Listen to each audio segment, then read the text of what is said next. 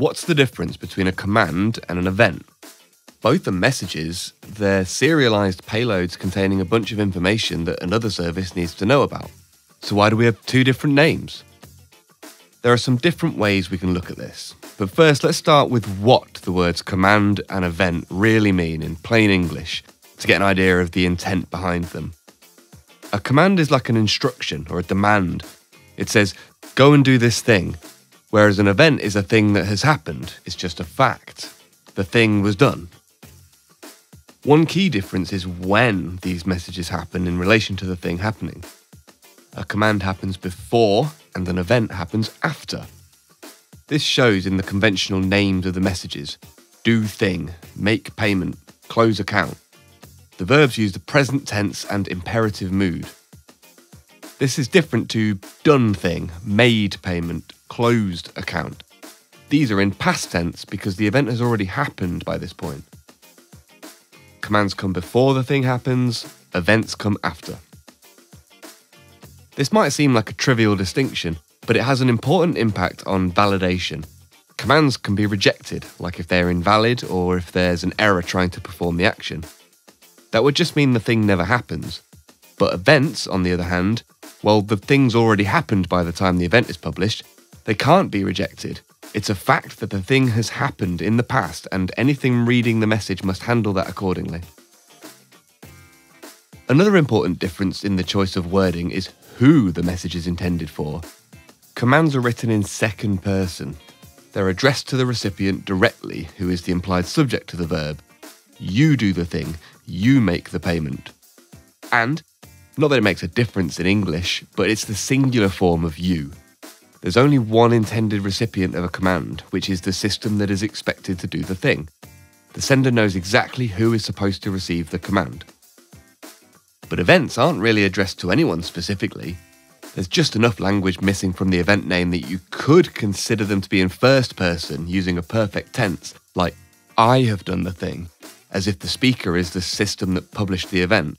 But most often, the sentence is thought of as being in the passive voice, where the subject is the thing itself. The thing was done.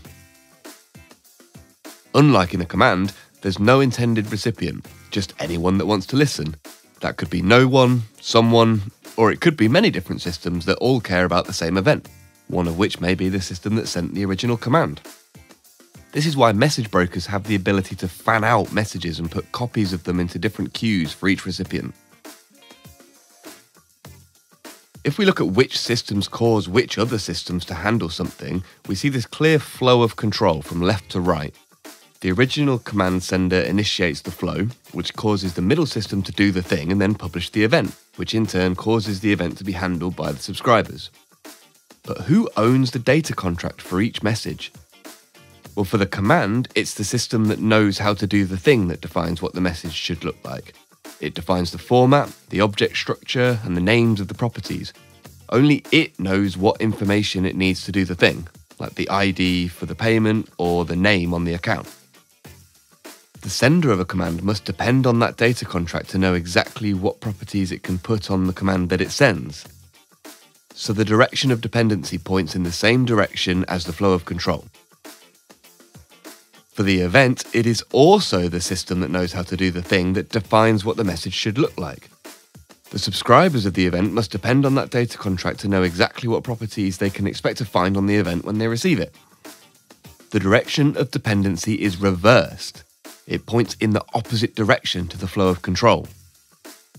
Using an event inverts the direction of dependency. And you don't need a message bus to do this.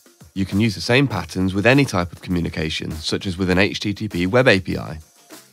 Let's take an example. Imagine a third-party payment provider like PayPal.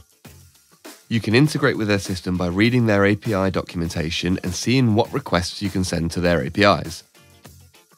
You can send them an HTTP request to make a payment. That's a command. It's in the present tense, second person, imperative mood. You depend on their data contract and you initiate the flow of information. You might also subscribe to their webhooks API. Their API documentation says to give them a callback URL, and when the payment is made, they'll call it. Payment was made. That's an event.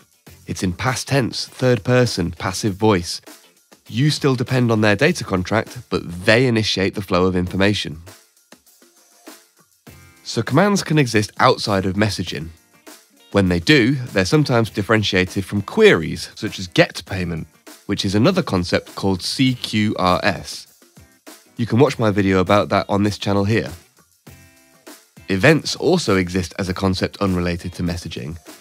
You might have heard of domain events in DDD. You can also use events to derive the state of your system, which is called event sourcing. And again, I've got a video about that you can watch here. And as always, thanks for watching this one.